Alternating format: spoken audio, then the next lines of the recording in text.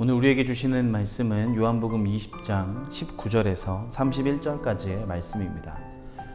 세번역 성경으로 말씀을 읽겠습니다. 그날 곧 주간의 첫날 저녁에 제자들은 유대 사람들이 무서워서 문을 모두 닫아 걸고 있었다. 그때에 예수께서 와서 그들 가운데로 들어서셔서 너희에게 평화가 있기를 하고 인사말을 하셨다. 이 말씀을 하시고 나서 두 손과 옆구리를 그들에게 보여주셨다. 제자들은 주님을 보고 기뻐하였다. 예수께서 다시 그들에게 말씀하셨다. 너희에게 평화가 있기를 빈다. 아버지께서 나를 보내신 것 같이 나도 너희를 보낸다. 이렇게 말씀하신 다음에 그들에게 숨을 불어넣으시고 말씀하셨다. 성령을 받아라. 너희가 누구의 죄든지 용서해 주면 그 죄가 용서될 것이요 용서해 주지 않으면 그대로 남아있을 것이다. 12제자 가운데 하나로서 쌍둥이라고 불리는 도마는 예수께서 오셨을 때에 그들과 함께 있지 않았다.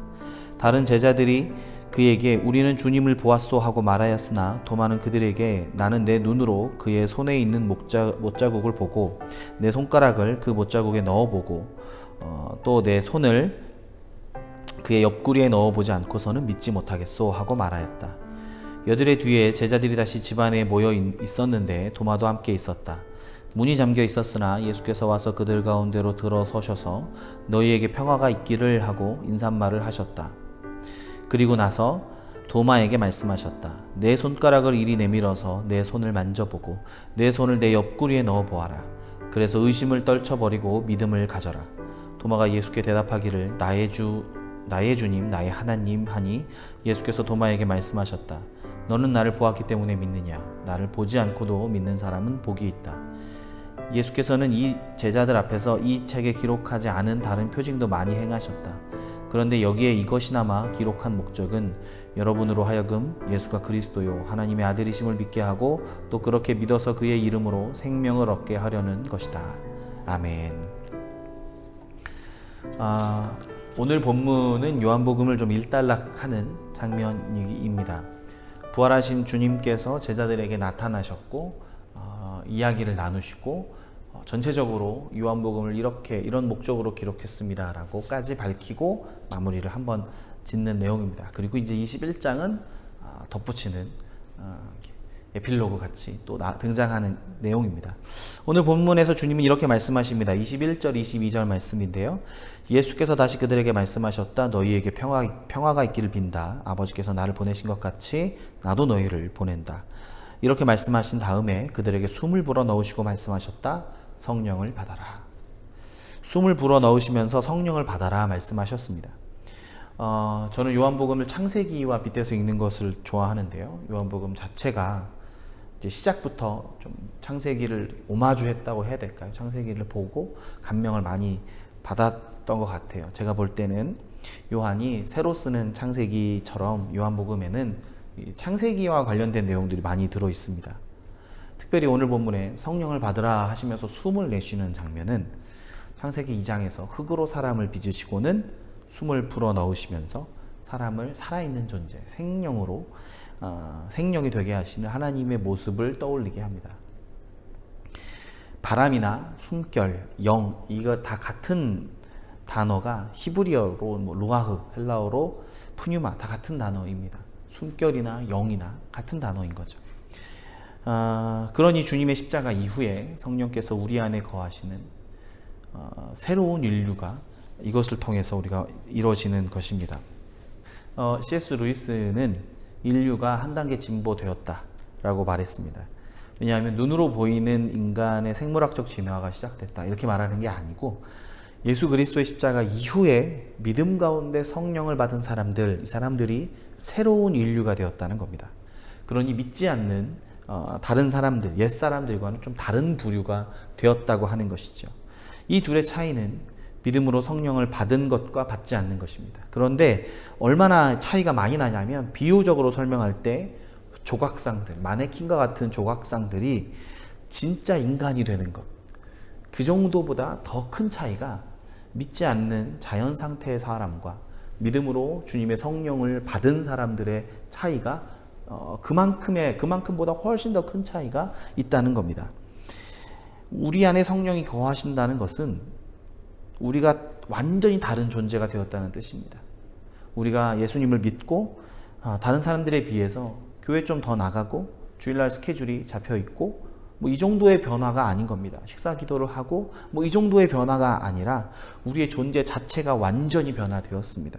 마치 죽어있는 마네킹이 살아있는 사람이 된 것만큼 큰 변화가 우리에게 일어난 것입니다.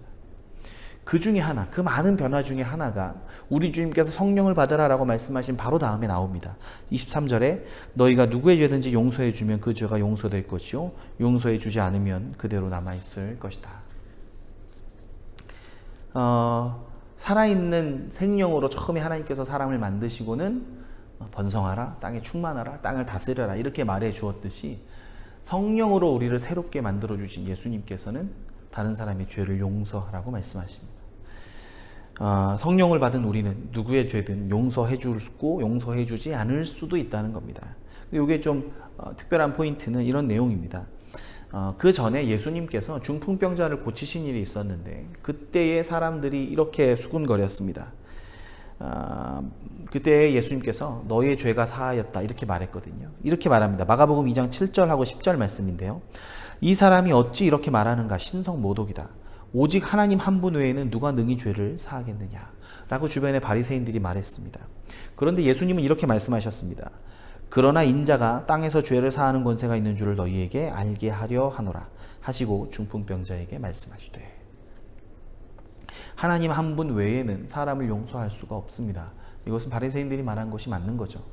그런데 예수님께서는 그 권세를 갖고 계셨습니다. 예수님께서 하나님이셨기 때문입니다. 그런데 그 사명을 지금 우리에게 다시 적용시키시는 겁니다.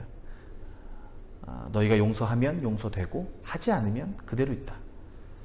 우리가 심판대에 앉아서 너는 죄가 있고 없고 이렇게 판단할 수 있다는 것이 아니라 우리가 다른 사람들에게 예수님의 복음을 전하는 것으로 그 사람을 살리기도 하고 이 사명을 무시하는 것으로 그 사람이 용서받는 길을 막을 수도 있다는 것입니다.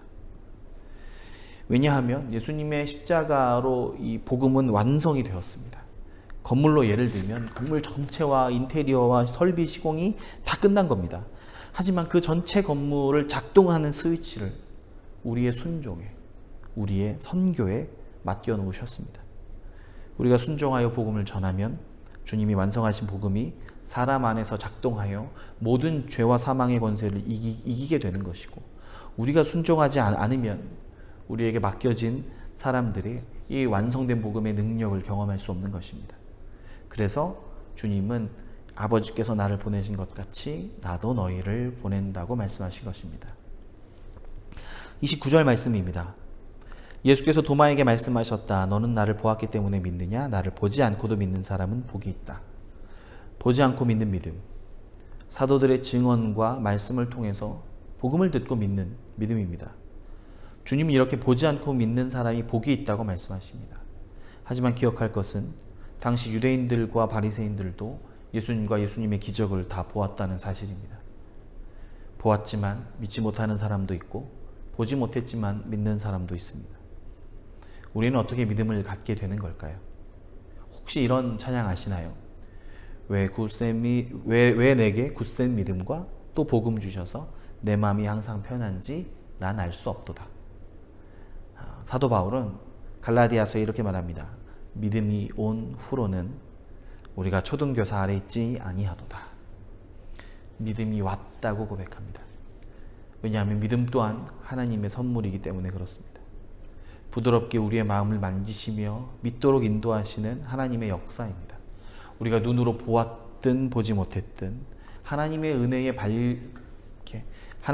우리가 반응할 줄 모른다면, 다시 말해서 마음이 막혀 있다면, 성경적 표현으로는 우리의 마음이 완악하다면 우리는 믿음에 이를 수 없습니다. 그렇다면 우리는 보든지 보지 못했든 하나님 앞에 자랑할 것이 하나도 없습니다. 내가 예수님을 발견해서 복음의 진리를 깨우치고 믿게 된 것이 아니기 때문입니다. 오직 하나님께서 은혜를 부어주셨고 선물로 믿음을 주신 것을 받은 것이기 때문이죠. 또한 말씀을 통해 예수님을 만나고 그의 말씀을 듣고 믿도록 요한복음을 기록해 준 우리 요한 사도에게도 감사한 마음이 듭니다. 물론 그도 성령의 감동으로 이 일을 했을 것이고 똑같은 감동으로 손으로 받아 적은 사람들, 또 다른 교회에 이 편지를 날라준 사람들, 그리고 같은 감동으로 말씀을 전해주신 사역자들에게도 감사한 마음들이 듭니다. 왜냐하면 이들 중에 한 명이라도 하나님의 감동에 순종하지 않았더라면, 하나님이 주시는 믿음의 마음에 순종하지 않았더라면 저에게까지 요한복음과 예수님이 소개되지 못할 수 있기 때문입니다. 무엇보다 이 모든 과정에 개입하셔서 사람들을 인도하시고 감동으로 이끌어 주신 성령 하나님께 감사한 마음이 듭니다. 그리고 그 성령께서 내게도 임하시고 감동을 주신다는 사실 또한 감사한 생각이 듭니다. 이 말씀을 묵상하면서 지금까지 하나님께서 많은 일을 해주셨구나 이런 마음이 듭니다. 오늘도 믿음을 주신 주님, 성령님을 내 안에 거하도록 하신 하나님의 은혜에 감사하며 값없는 선물로 살아가는 자로서 겸손히 다른 사람을 대하며 더욱 감사와 은혜가 넘치는 하루가 되시기를 축복합니다. 오늘 우리가 이제 이렇게 나눴던 말씀은 또 예수님께서 부활하셔서 제자들을 만나시고 숨을 내쉬면서 성령을 받으라 이렇게 말씀하시는 장면이 있는데, 그렇구나, 우리 주님이 우리 이제 성령님과 함께 사는 또 놀라운 삶을 허락하셨고, 그 삶의 특징 중에 하나가 주님이 말씀하신 게 너희가 죄를 사하는 권세를 너희에게 주었다고, 용서하라고 이제 그런 말씀 주셨거든요. 그래서 우리 주님이 우리 안에 살아계심을 우리가 느낄 때가 있는지, 또 그 주님이 우리 안에 살아계심으로 오늘 아침부터 지금까지 좀 감사했던 게 있다면 뭐가 있는지 한번 나눠봤으면 좋겠어요. 주님 성령님이 내 안에 살아계신다라는 얘기를 했을 때 목사님 그 질문을 듣고 나서 처음 들었던 생각은 이제 제가 생각했던 것, 그 다음에 뭐 이렇게 마음속으로나 또 뭐 계획을 한다거나 여러 가지 이런 마음에 드는 생각들이 되게 많을 때가 있는데, 그럴 때마다 좀 다른 이런 마음을 주신다거나 또 어떤 궁금했던 거나 또 제가 이렇게 기도를 통해서라도 그럴 때 저에게 좀 확신을 주시거나 확신까지는 아니어도 어떤 마음을 주시고 좀 그런 부분들이 있는 것 같아요. 그래서 성경에서처럼 모세에게 하나님께서 말씀하셨던 그런 음성이 들리는 건 아니지만 성령님 아무래도 마음에 계시니까 그 마음 속에 여러 가지 음성으로 저에게 그런 주제들이나 그런 것을 좀 마음에 품고 있을 때 좀 이야기를 해주시는 것 같고, 오늘 하루를 살펴보면 사실 오전에 제가 좀 여러 가지 좀 생각하고 있는 것들이 있었는데 우연치 않게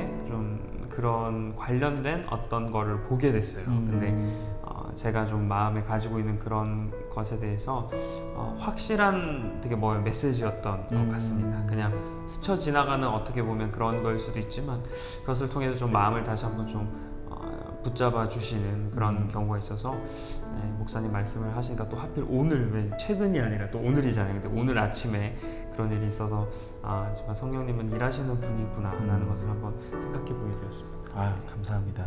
네, 우리에게도 좋은 생각을 주시는 성령님께서 또 우리 성도님들과 함께 하기를 기도하겠습니다. 같이 기도하겠습니다. 하나님, 성령 하나님, 우리와 동행하여 주심에 감사를 드립니다. 우리 삶 가운데 개입하여 주시고 우리 삶 가운데 우리 주님이 살아계심을 또 날마다 누리며 살아갈 수 있도록, 그래서 주님의 은혜 가운데 은혜를 누리며 살아가는 하루가 되도록 주께서 복되게 하여 주옵소서. 감사가 넘치는 삶 살게 하여 주옵소서. 예수님의 이름으로 기도드립니다. 아멘.